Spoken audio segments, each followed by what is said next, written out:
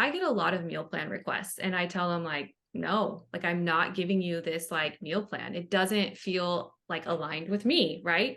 So they're looking for that meal plan because they're constantly seeing online, try this diet, do this detox, cut out carbs. Oh my gosh, don't eat broccoli. Broccoli's the worst. Like they're constantly seeing these things. And so they're on this like never ending search to find the Yeah. thing that works for them. Whereas if you just slow down, go within, it's already there. You already know.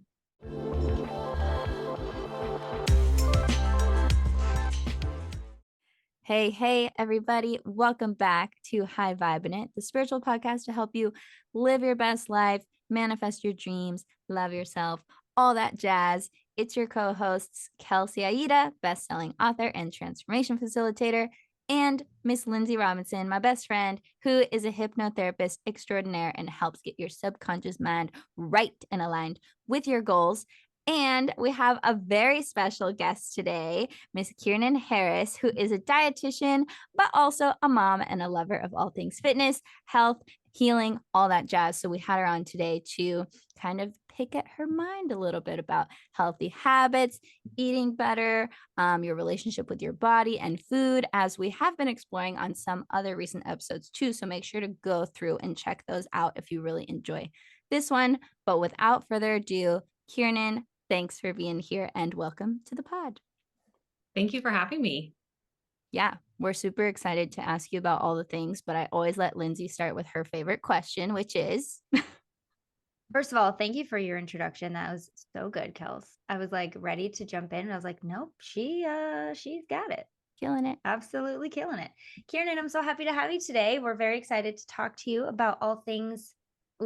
Well, on the surface, it might be like all things nutrition, but really we're going to be talking about all things coming back home to yourself once you realize how important loving your body, mind, and spirit can be. So let's get into kind of how you got into this work, what brought your attention to the nutrition space and dietitian space, and pretty much just your journey from then to sitting with us on this happy Monday. Okay. All right. So I'll try to like condense it, of course, but I actually went away to college for music and ended up having an issue, couldn't play anymore, and got super lost. My mom's a nurse. So I grew up around a nurse and my dad was a respiratory therapist. So like medical field, right? Wow. So I went and I started taking nursing classes and fell into a nutrition class. Loved it. Absolutely loved it. And my mom told me, don't ever become a nurse. She's like, don't do it. So when I loved that, and funny story is that I was still trying to like find myself. I actually failed my first nutrition class, even though I loved it. And I had to go back and retake it. Changed my major and just fell in love with nutrition. But I think like a lot of dietitians, I ended up falling into like the orthorexia / disordered eating category because the more you learn about nutrition, the easy it is to fall into the trap of like what's healthy and what's not. So in college, I ended up losing a stupid amount of weight, had my heart broken, stopped eating out of stress and liked it. I liked the feeling of being starved and liked the feeling of being in a like 00 pant. Thought it was good. So fast forward, I ended up like getting married to the man that broke my heart. We ended up having a kid. I had a girl, and I just started to realize that in dietetics and like working in a hospital, I kept meeting women over and over who just dieted over and over and over and got nowhere. Right.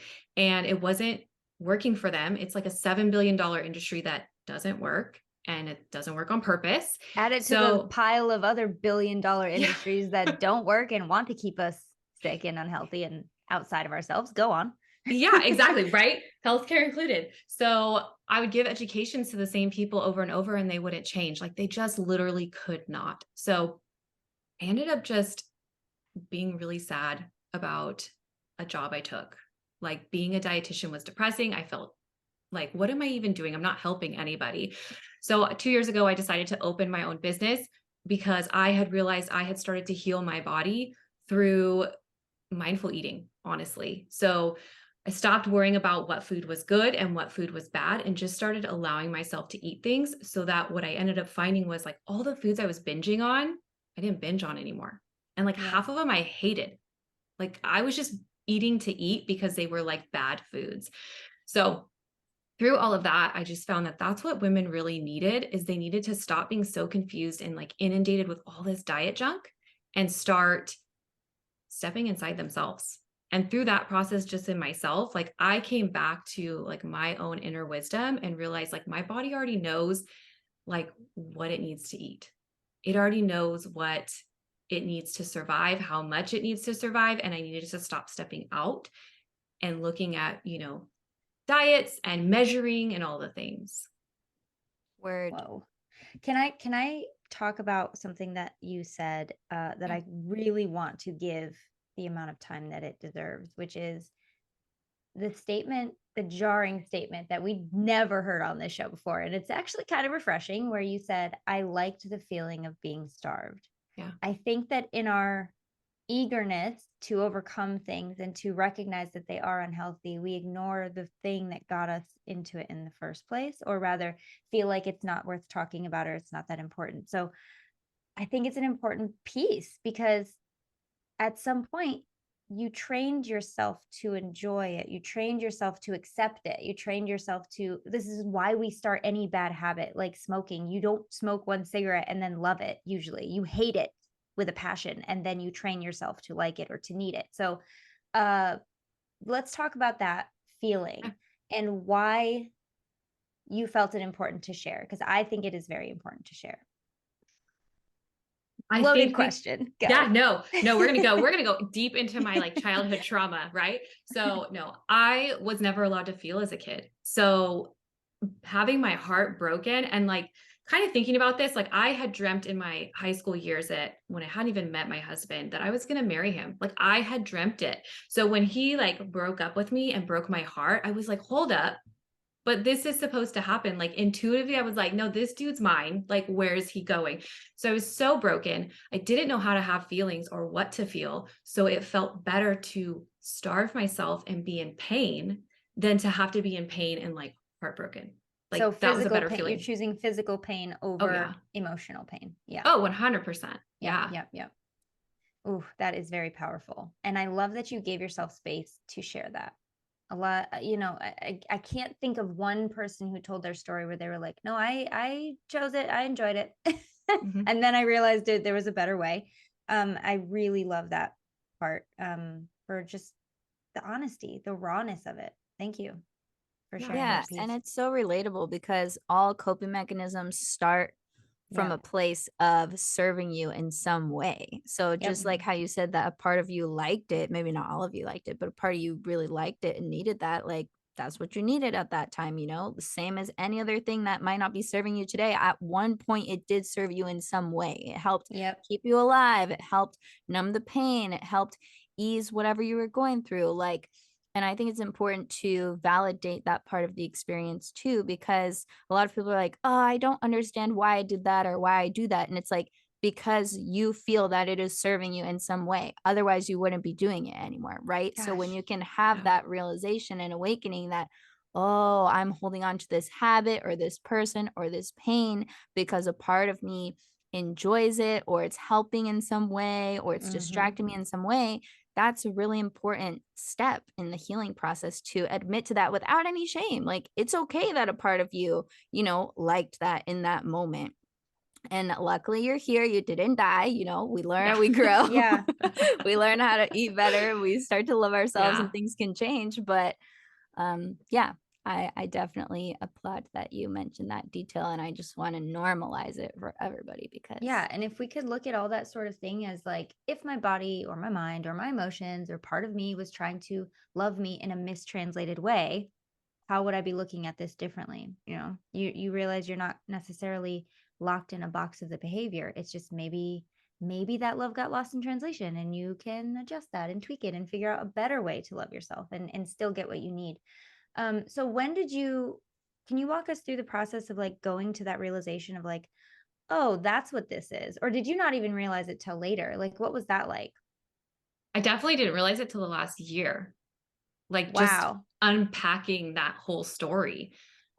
Yeah. And you're like, holy moly. Yeah, Check it because out. it's so taboo. Like we're not supposed to like Nope. that. So to admit it to myself, I was like, oh crap, I really liked it. I liked the control and like, yeah. Exactly. And that's what you always hear. It's like when you feel like you're out of control or you can't control, uh, eating disorders are so, I hate to use the word attractive because it is Mhm. that thing. It's the one thing that you can control. It's the one thing you have say in. So Mhm. husband is still husband? Yeah. Everything's good. Everything. Wow. Oh my That is gosh. a very unorthodox love story, but I like it. And I do know that like a lot of people who end up together have that breakup. Like I had that breakup with my husband. It was like 2 weeks, but still it Yeah. counts. Like we completely were like, no, we Oh cannot see each yeah. other anymore. We were 7 months no talking. And Wow. then for the rest of the 2 years apart, he kind of strung me along until finally one day I was Rude. like, I gave up. You know, you guys talk about like releasing and Release. handing over to the universe, and you're like, I give up. Fine, universe, you know what's best. Like, I finally just gave Yes. up and was like, I can't do this anymore. Like, this isn't like love for me. So Yes. I Yes. literally, it's like the dumbest thing because it's like 2000, I don't know, 9, something like that. And so I like deleted him off Facebook. He called me at work at Starbucks, which he'd never done before. And he's like, why'd you delete me? And I'm like, I'm at work. What are you doing? Like, Wait, what year was this? this was like 2009? 2009. Yeah. I worked at Starbucks in 2009. I was baristaing in 2009. And that's Yeah. actually when I got together with my now husband. Probably maybe during our break. It was the same timeline. That's Yeah. very interesting. I'm really good at freezing people out though. Like I will hold a grudge until the end of time. And so when we agreed like no we cannot. I was the one that was like I don't care how much you want to. He's going to be the one to contact you first. You will not contact. And I was really good at it. And he only lasted a couple weeks. But so anyway, he calls you at work and you're like, what are you doing? I'm at work. I'm making lattes. Yeah. Yeah. Basically, I was like I was super professional and I was, because that's just how I was. I was raised by a baby boomer, right? I'm like, what the heck are you doing? Like, leave me alone. This isn't the time. So we ended up going to the beach because we lived in San Francisco. We sat in there and we talked. And I just told him, like, I can't do this anymore. So if you want to be with me, that's fine. But like, I can't. This is harming me. And we ended up being together and we've been married for almost 12 years. And Check it out. When you realize your worth and your boundaries, look at yeah, what kind of floats into your sphere. You know, we only, what is it? We attract what we accept. We see around us what we will accept. And so if you don't have the love for yourself that you would like to have, if you're not there on your journey or your boundaries maybe are a little bit faulty, it's going to show. It's going to show up. And just freaking hats off to you. More of that, please, for the world. Just set your boundaries, know what you're worth, and oh my gosh, watch the really fun stuff start to happen. yeah, That's that's like incredible. my prime example of like handing things over to the universe. Yes. Like that feeling of just being like, fine, all right, you win. Like I can't control it. Well, and also not to diminish this too, I'm worth more than this. Yeah. Don't forget that part because you definitely are. Yeah. Yeah. And that's a really cute story. Thank you so much for sharing all that. Wow. That's Love great. it. I want to talk about food. Okay. Let's talk about let's do Well, it. first, I want to talk about food, but first I want to ask you, trying to word this correctly because I want to bring out the best, highest answer, because you teased this a little bit before we started recording of how eating better and your relationship with food really changed your relationship to yourself in general. So can Yeah. you walk us through the connection of food, your body, yourself, and how it's helped to make your whole life better? Yeah, definitely. Okay. So I was a binge eating restrictor, like my sister and my sister's ex, it's kind of weird, but he called me a closet eater. So I would go to their house and just like binge on stuff, or I would have a whole bag of like Hershey Kisses and I'd be like, okay, you can have one at lunch and then you can have one after dinner. And then by nighttime, I had eaten the whole bag. So when I finally realized like, okay, this is disordered like behaviors and started going in within myself, I feel like meditation really started that, and being able to connect in not only with myself, but like with the universe, God, spirit, like whatever you believe, right? I started to notice that like my body already knew what it needed. Like if I actually sat and listened to it, it would be great. And so that's where I found, like, they call it intuitive eating, but I like to call it mindful eating. So There's a lot to unpack with the intuitive eating space. So yeah. I totally get that. And like, just slow down your food. Like, how many of us eat, like, I don't know, eat a meal in 5 minutes because we're Without busy? tasting it. Mm-hmm. Yes, like exactly. So that's where I started slowing down, started removing distractions. Like I love to scroll on my phone because I don't know how to like not multitask, right? Right. Read a book while I'm reading, or I think that's good. Like I'm just gonna read a book while no, like slow down, go within yourself. So like the more I meditated, came back to my spiritual self, and then also the more I sat with myself in meals, the more I was able to connect. And the more I started to see like the signs and synchronicities around me, and the more I started to like manifest the things I was trying to manifest and heal my body from like crazy IBS symptoms where I'm like constantly stressed out and sick. So I just noticed that like the more I mindfully ate and listened within, the more I meditated, which I'm not as great at anymore. I'm not even going to lie. But the more I did that and like stepped within myself and realized like, I know what the next step is truly, like our higher self knows, but like our higher self and our soul also know what it needs to survive. Yep. So like, that's why I don't like to just prescribe diets, right? Like, let's say you're like, give me a diet plan. Well, I'm not going to give you a diet plan because what if you can't have gluten and you can, and then I'm just going to give you this blanket like thing. Well, your higher self knows like you're going to react differently to everything and it needs to be individualized. And that's where I think we all actually already know. The majority of people that I work with, when they sit down and like finally start sitting with themselves, they'll tell me like, oh yeah, I kind of already knew gluten was bothering me. And I'd be like, but you kept eating it. So like, let's Imagine unpack that. Yeah. Yeah. Yeah. One of the most annoying things, I'm still annoyed. I have like years of annoyance of my dad. Every time we would have any kind of conversation, he'd ask me a question and I'd say, I don't know. I'm a teenager. I don't know. And he'd be like, yes, you do. And I made me so angry when he would say this. But as a grown up now, where I'm still a little annoyed at him, but as a grown up now with the work that I do, I find myself saying this to clients and I'm like, I hope I'm not sounding as abrupt as my dad was always to me. Like I don't want to annoy people, but that is the truth. Like saying I don't know is just immediately bypassing. You say it without even thinking. So sit with it for a minute, think about it, feel into it, and then see if you don't know. Because chances are you're going to get something. Something is going to happen because you're opening the door for that knowledge to enter, and it will enter whether you consciously acknowledge it or not. It's always kind of nudging you because we are very powerful, strong, intelligent beings, and also we know. very, very silly. We definitely know. Like, so people are always just like I mentioned in meal plans. Like I get a lot of meal plan requests and I tell them like, no, like I'm not giving you this like meal plan. It doesn't feel like aligned with me. Right. So they're looking for that meal plan because they're constantly seeing online, try this diet, do this detox, cut out carbs. Oh my gosh, don't eat broccoli. Broccoli's the worst. Like they're constantly seeing these things. And so they're on this like never ending search to find the thing that works for them. Whereas if you just slow down, go within, it's already there. You already know. Yeah, you really do. And if you really genuinely are like, I don't know, like it's cool to experiment. Do you ever encourage your clients to just try stuff for a little and see how they feel? Yeah. Oh yeah. Especially especially patients who have had like issues, like actual medical diagnoses for so long and they'll avoid certain foods. I'm like, what if you just tried a little bit? Yeah. As long as it's not an allergy, it's fine. Right. Like I do it to myself. I'll be like, okay, garlic and I are not always best friends. And I'm like, I'm going to sprinkle some garlic on here and see what happens.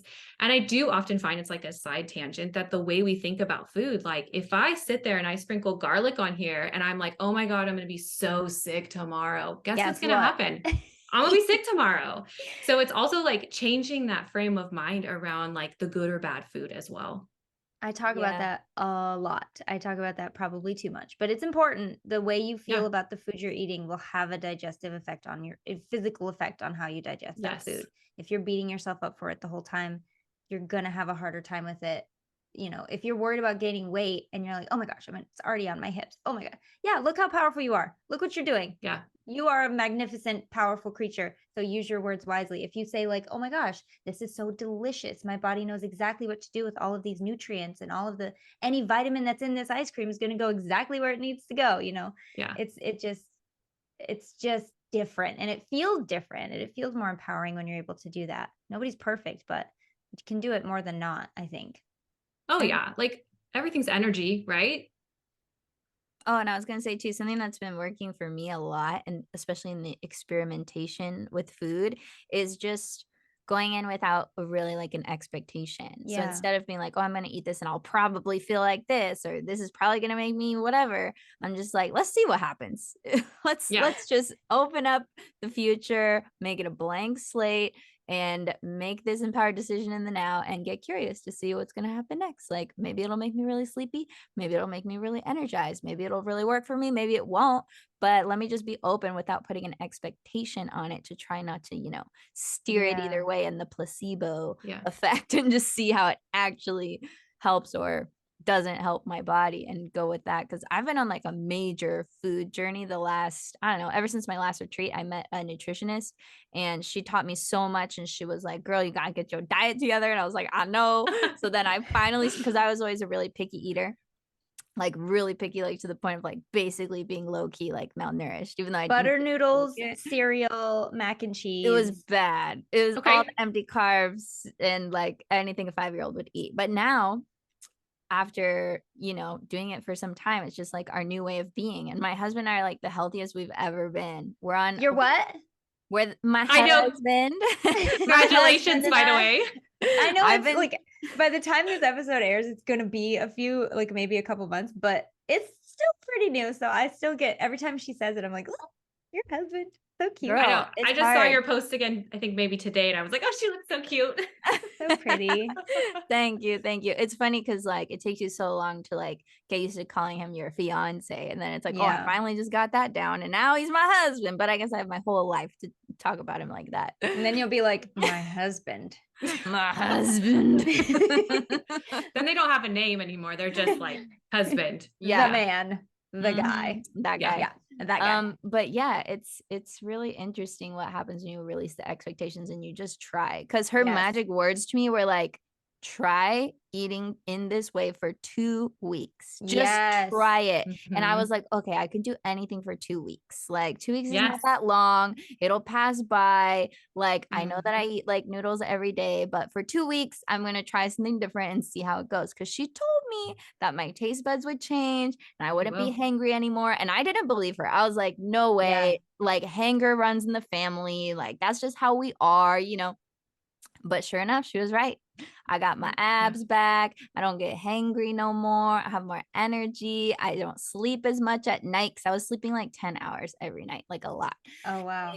And just all these great things happened. So I really can just be an advocate for like trying something new. Dedicate yourself to it, even if it's only for a few weeks, and see if you feel better. And if you do, likely you will continuously choose that path because now you know that you like it better. And I'm glad that we're talking about this now too, because Kelsey, you have gone through it. You, Keirnin, are actually like the person to be talking to about this. But I just went to a dermatologist who told me that I would possibly have, she wanted me to take an allergy test. So I bought the Everlywell food sensitivity test.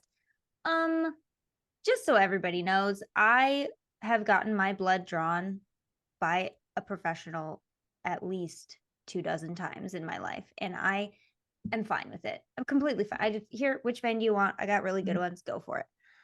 This little prick thing that they give you is like a torture device. I must have sat there because my son got an allergy test the same day I took my Everlywell test, and he was like, oh my God, I have to get my blood drawn. I'm like, kid, you're going to be great. It's fine. It's so easy. Just don't move and it'll be over. You won't even care. And then at home doing mine, he's like, Mom, are you kidding me? You have no idea. This thing is gigantic. I hate this. Anyway, I ended up doing it and I bruised myself because apparently I didn't do it right. So there's that. And then I learned from a nurse how to actually do it after the fact. So I was like, cool. I'm never doing this again, but thank you for the information. But I'm going to have to, I know I'm going to have to start playing around with things, because I would love to know what I'm sensitive to, and having the ability to observe and acknowledge and know that you can play around with different things is very empowering. I think that the hitch, I guess, with a lot of this diet culture is like, well, this worked for them, so I'm just gonna go by these rules because it worked apparently. And when it doesn't work, or you feel like a failure, then what? Then it's not even that you're in the same place you were before, because you're almost in a worse place, because now you feel like, well, this didn't work, I guess nothing's gonna work. And it can be very dangerous. Is that fair? I think Yeah. it can be very dangerous to your mental health, to know that like you are stuck in a box, you feel very powerless, and nothing that seems to be working for everyone else is working for you. So giving yourself that freedom to try things, and that's why I like this breath of fresh air that's kind of coming out in the, not the diet culture, because that's the wrong word, but in the health and wellness, especially when it comes to food, is very refreshing, because it's like you have autonomy, you have freedom. What worked for them may not work for you, but that's okay, because you can find something that does. And giving yourself a time limit, Kel, is very, very important. Everything that has ever worked for me in the past has been like, I'll do it for a week, I'll just do it for 2 weeks or whatever, because you could do anything for a week, you could do anything for a container of time, knowing that at the end you don't have to do it anymore, but you want to. So anyway, that's a long tangent. I just think that time limits are very, very important and beneficial, as well as you're giving yourself permission to just try some stuff and not put so many limits and ropes around yourself. Yeah. I love where like nutrition is headed. So like I'm not gonna lie, like I'm type A personality. So clinical was my jam. Like let me calculate some tube feeds. Like, Yeah. oh my gosh, I will give you like TPN, which is like nutrition through your veins. Like, yes, like let's play this game. But the end of the game, like as great as that is, it's not solving any of the problems. So I love where nutrition is headed now, where it is more individualized. And it is more like trying things out. And so many dietitians during like the COVID, well, I shouldn't say it, like the certain time. Say it, girl. Oh, COVID. during COVID, so many dietitians, like we all quit our jobs. We were all like finally so fed up that we were like, forget it. I had more healthcare workers during COVID than I had ever had in my hypnotherapy career. And every single one of them was like, I can't do this. I cannot, I'm feeling horrible all the time. Yeah. And I completely understand that. Yeah, it's a thing. And like, that's the thing, is like, we were giving ourselves so much because most dietitians are type A personalities. It's like the thing. So we were giving and giving and giving, and we weren't even helping anybody. Like at the end of the day, like, yeah, I was feeding someone in the hospital, but then they would leave the hospital, and then what? They'd end up back in the hospital. So that's why I love that, like all of these dietitians, we just quit. We were like fed up, and now we've all opened these practices. And whether I agree with the way they're practicing or I don't, like, it doesn't matter. We're all here trying to help people. And I think we're actually finally able to help people. And we're actually able to like walk them through the steps. Like a lot of what I do, yes, I teach nutrition. Like I pride myself in teaching like simple nutrition. So it makes it easy. It doesn't, I hate to say like dumbs it down, but it makes it so it's like you understand and it's not complicated. It gives you what you need to know to be healthy. So I teach a lot of that, but actually the majority of my client work is like behavior stuff. So like, yes, going back to like trying something new, I'll sit with a client and I'll be like, okay, let's talk about this week. You had a bad week. Great. Let's talk about it. Let's actually feel about it. So I'll have them like sit there, go back within and be like, how did it feel the week that you ate XYZ? Like, how did you feel? And they'll walk me through how it felt. And if that's like a negative experience, I'll take them back and I'll be like, okay, now let's think of a positive experience. How did that feel? And you'll just see them light up and see that change. And it's like you're helping them step in themselves so that they can make the determination that like, I want to feel good. I don't want to feel like crap. Like none of us want to feel like crap. So I think that's what's great about all these dietitians quitting, is that we're actually more equipped now to help you heal. Yes. Whereas in the hospitals, we weren't. Right. Well, and I think, and this is a huge generalization, but I do feel like for the most part, hospitals and facilities are treating one angle, right? Like, what are you physically doing that you could be doing differently? Whereas a true helper and healer is going to want to go all angles. How are you feeling about what you're doing? What happened to you to maybe make you feel like you needed to do this or act this way or react this way. You know, as you mentioned yourself, like you have such a good standpoint to be helping people with this because you dealt with this from a place of emotion first. You weren't allowed to feel as a kid. So look how that translated into your life. You can help people figure this out for themselves. And I think not everybody, but I think that a lot of when you go into this like clinical space, it doesn't spend as much time on that as it should, I think. Because if it did, then it would be treating the person, not the symptoms. Does that make sense? Oh yeah. And we're covering a lot of band-aids with things like, and it's really tough. So like I would go and get like a consult for like diabetes education, right? And it would be for like a patient who's in the hospital for cancer. Like that's not their priority right now. But because I work in this hospital, like I have to go tell them about diabetes. And it's like, that's not their priority How and shouldn't be. ridiculous. What kind of face do you get from like cancer patients who are like, are you serious right now? Yeah. Right? Like, oh, okay. I mean, I want a I've lost cupcake. like, I'm eating a dang cupcake. Yeah. That's all I'm saying. Right. yeah, like I'm Ugh. skin and bones, but okay, I'll follow this like carb diet. And it's like, no, that's not what they needed, nor is that maybe their priority. And I think Yeah. that's what's so important is like, yes, I can meet with someone and I can think of like 5,000 things that we could change that would be great for them. But if that's not their priority, they're not going to change. It's the bureaucracy of the whole thing. Yeah. You got to follow so many rules and guidelines that it just becomes nonsense. Yeah. Keirnin, I have a question burning in my soul for Okay. several friends out there. And I'm not actually fake asking for a friend this time. I'm actually asking Actual for friends. several Okay. real people that I know. They're not myself, who are allergic to everything. And I Ooh, just yeah. watch them be so defeated by food and eating and nourishment because they're like, literally all I can eat is like baby carrots and water because I'm allergic to tomatoes, I'm allergic to nuts, I'm allergic to grains, I'm allergic to this, I'm allergic to that. Like, what advice do you have for people who are allergic to almost everything as far as like how to look at it or also like what to do about it yes. Yeah. so that they don't feel so powerless? Yeah. So I'd have questions because the way we process our foods now, like I do believe in leaky gut. So when I took a food sensitivity test, like it came back with a bunch of food that I was like, this has never bothered me before. But then I thought about it. I was like, that's all the food I've been eating right now. So that being said, that means that the proteins are getting in where they shouldn't be. And it's causing like an inflammatory reaction. Wait. So I need to call you when I get my results because I will not know that. I'm gonna message you because that was my fear. Is like, what if a bunch of stuff comes back that I like to eat and I don't really have a problem with, or that don't think I have a problem with, like leaky gut. Let's talk about what that is. Yeah. Okay. So it's basically like inflammation in your gut. And we have these like little gaps, right? All along. And the gaps open up. So it allows like larger molecules, which protein is a larger molecule. And so everything has protein in it. This protein molecule will go in, get into your bloodstream. And then of course your bloodstream is like, what is this? Oh my gosh. And it sends out all these little fighter guys. And so it causes an inflammatory response to almost like an allergy or an intolerance. But when really, if all of them had been closed and that protein had never gone in there, you would have, had a bowel movement like a normal person and never even noticed. But we have so much in our food systems. We stress ourselves out so much. There's like so many different aspects to it that can cause like leaky gut. Leaky gut's just a horrible phrase. I know.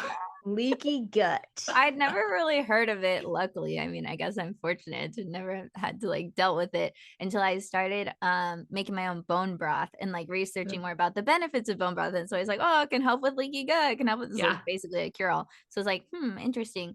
But yeah, that's a good point that you bring up. So you're saying that maybe a lot of it's not actually an allergy, but it is an inflammatory response in the body. Interesting. It could be like if they are not having like diarrhea when they eat it. Sorry to get gross, guys. But they're not having like diarrhea when they eat it, but they're having like bloating. That's a little bit different.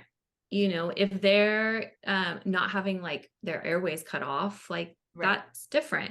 So, and I've heard of a lot of people who will go to like a chiropractor, and I love chiropractors. Do not get me wrong. Like, please align, right? But they'll do these food sensitivity tests, and then they'll tell like a patient, like, hey, you're allergic to this really long list. And the patient's like, but I eat that stuff all the time. Like, I don't understand it.